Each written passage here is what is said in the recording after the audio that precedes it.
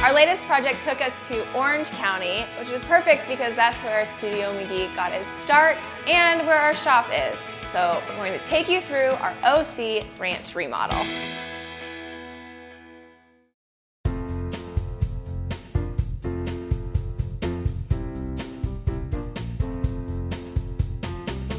Our client had lived in the home for quite a few years, and it was just time for an update. The overall flow of the home was pretty good, but needed a few adjustments. So we came in and gave it a whole new look. So the client has a ranch style home, and during that time when it was built, the colors were just very bland. So we wanted to brighten it up and have that coastal feel. It looks like every ranch style home built in that era in Southern California, and it has the stone on one side. So we kept it, but then balanced it out by doing it on the lower half on the right side of the home. I would say that one of the biggest changes to the exterior was the portico on the front of the home. Before, it was very flat, so now they have this great porch entrance that makes a statement and leads to that really great gray Dutch door. The entryway is perfectly inviting. It is a really big statement for a small space. You have this vaulted ceiling that spans across the living, kitchen, and then into the formal living room. The client scene before had way too many beams and it overwhelmed the ceiling. So we streamlined it and created contrast with the wood beams. There was tile everywhere before, so we replaced it with hardwood that matched the beams. I love this lightwood console. We've been wanting to use it in a project, and then we found the perfect fit in this entry. It has these great tall legs, so it sits up a little higher, and then it's a really great moment with the textured lamp and mirror.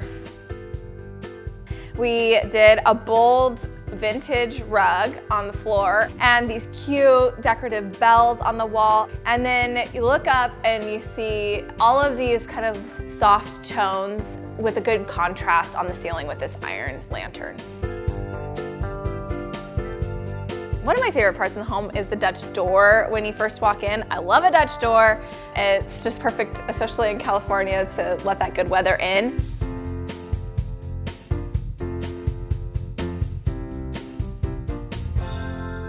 So we had the formal living room, the family room, the kitchen, and the dining all open to each other. And we felt like if we did one wall treatment throughout all the spaces, it was a little overwhelming. But then it could also become choppy really easily, so we were very thoughtful about how we divided up the walls. Brittany did a lot of drawings on different versions of how we could lay it out, and I really like how it turned out. The client had this long room that shared a space with the dining room, and there was this space towards the entry that she wanted to create a sitting area so she could have guests over to entertain.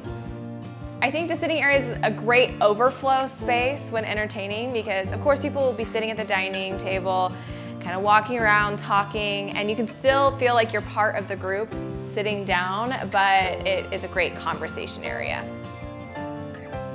We added a colorful vintage rug in the entry, and so to offset that, we put in a natural rug that brought in lots of texture in the sitting area.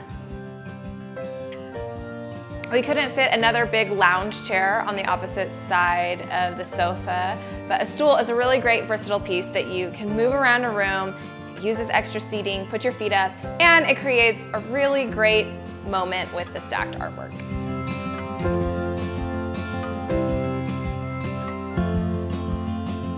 Moving on to the dining room. Everything changed in this space. It was a very Tuscan style before, and so we obviously changed all of the furniture out and switched the orientation of the table to go the other direction.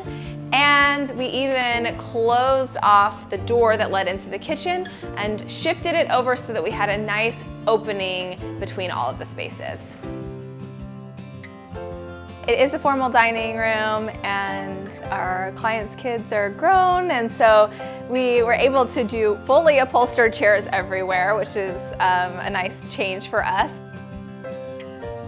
I love that we used not one, but two light fixtures over the table. I think that that might be my favorite part in the space. And we have a great rustic table complemented with this dark grass cloth on the console. It's very neutral and inviting, but it still feels a tad dressy, which I like. Another cute detail in the room is the arched doorway that leads to the client's wine room. We really wanted to make sure that that finish matched the other wood in the space. We get asked a lot of questions about putting rugs under dining tables. In kitchen nooks, I sometimes don't use them because I think that they get a lot of crumbs, they get really gross really fast, and so I won't use them, especially if the family has a lot of kids. But in dining rooms, we typically always use a rug. I think it makes things feel more formal and it grounds the space. You really want to make sure that you can get all of your chairs on the rug. We'll be sharing more of this remodel soon, so stay tuned and don't forget to subscribe.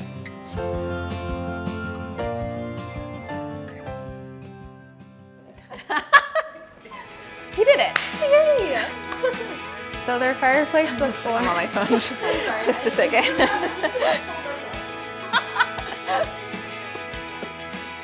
Boom!